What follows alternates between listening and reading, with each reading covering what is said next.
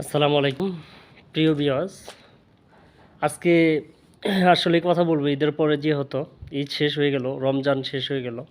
তো আমাদের দেশে একটা মানে প্রচলিত রয়েছে, যেটা রমজান আসার পরে তারাবি নামাজ পড়ি আমরা, এবং খুব আনন্দের সহিত পড়ি, এবং নামাজ কালাম অনেকেই পড়ি। হ্যাঁ, তো যখন রমজান চলে যায় তখন কিন্তু আমরা অবশ্যই আবার আগের মতো ফিরে যাই। যারা নামাজ পড়েনি ঠিক এইরকমভাবেই নামাজ পড়া আবার বাদ দিই। নামাজ পড়িনি, এক এক ওয়াক্ত নামাজ পড়ি না আমরা। তো আসলে এটা কিন্তু আপনার মুনাফিকের মধ্যে পড়ে যান, মুনাফিকের মধ্যে পড়ে।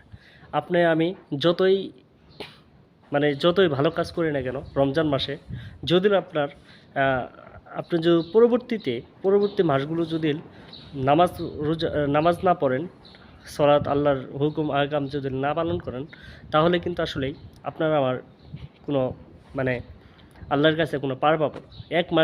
এক মাস আল্লাহর হুকুম পালন করে বাকি 11 মাস আমরা আল্লাহর হুকুম পালন করব না, আল্লাহর হুকুমে থাকবো না, আল্লাহর ইবাদত করব না, বন্দিগি করব না, দাসত্ব করব না। তো এটা কিন্তু আপনার সমস্যা। এর জন্য কিন্তু আমাদের জাহান্নাম ভোগ করতে হবে।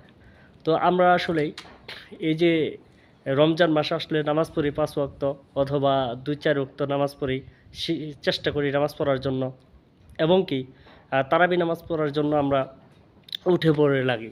তা আসলে কি তারাবি নামাজ কি ফরজ? তারাবি নামাজ কিন্তু ফরজ না। তারাবি নামাজ হচ্ছে নফল নামাজ। রমজান মাসে ইবাদত করার জন্য একটা তারাবি নামাজটা একটা ইবাদতের একটা ভালো একটা স্তম্ভ, নফল নামাজ, যেটা হচ্ছে আপনার আমরা তাহাজ্জুদ নামাজ পড়তাম, সেখানে তারাবি, ওই নামাজটি আমরা তারাবি পড়ি। এখন যারা তারাবি পড়ে না তারা তাহাজ্জুদ নামাজ পড়ে। অনেক ফজিলত রয়েছে রমজান মাসে, যে কোনো নামাজ পড়লে, যে কোনো ইবাদত করলে অনেক ফজিলত। তো সেই হিসেবে আমরা যেহেতু তারাবি নামাজ পড়ি, আমরা তারাবি নামাজ পড়ে অনেক ফজিলত পাই, আর আমরা নামাজও পড়ি। কিন্তু রমজান মাস যখন শেষ হয়ে যায় তখন আমাদের কি হয়? আমাদের শয়তান আবার পাকড়াও করে ধরে। আসলে আমাদের যে নফস একটা শয়তান, এই নফস শয়তানকে আমাদেরকে সরাইতে হবে। আমাদের এই নফস শয়তান থেকে আমাদেরকে অবশ্যই সরে আসতে হবে। আর যদি এই নফস শয়তান থেকে আমরা সরে না আসি, তাহলে কোনোভাবেই আপনি সঠিক একটা মানুষ হয়ে উঠতে পারবেন না। আমাদের যে নফস আছে, নফসের সাথে সর্বপ্রথম আমাদেরকে কী করতে হবে? জিহাদ করতে হবে। তো যাই হোক, এই বিষয়ে অন্য একটা ভিডিও বানাবো।